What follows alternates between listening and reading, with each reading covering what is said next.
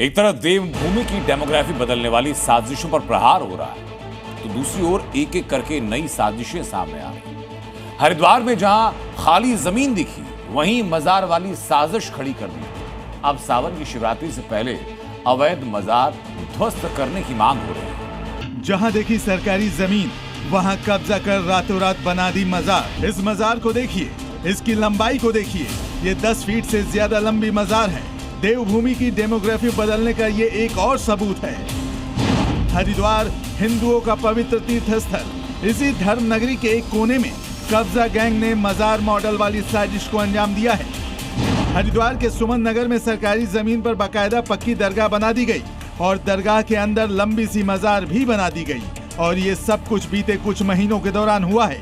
मतलब क्या सावन शुरू होने से पहले हरिद्वार में मजार की प्लानिंग की गई थी?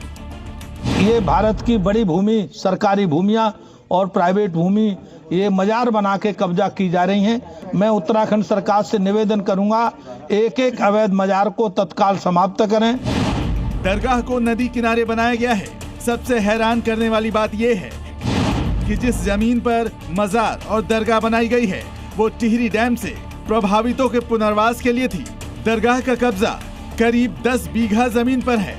जरूर इस पर हम लोग जांच कराएंगे और जो वहाँ पे भूमि के कागजात हैं या जो भी वहाँ पे पार्टीज हैं, उनको नोटिस भी सर्व करेंगे और जो भी जांच के बाद आएगा फिर अग्रिम नियमानुसार जो भी कानूनी प्रक्रिया होती है उसको अमल में लाएंगे। हिंदू संगठनों की नजर में आए इस अवैध मजार का काउंटडाउन शुरू हो चुका है।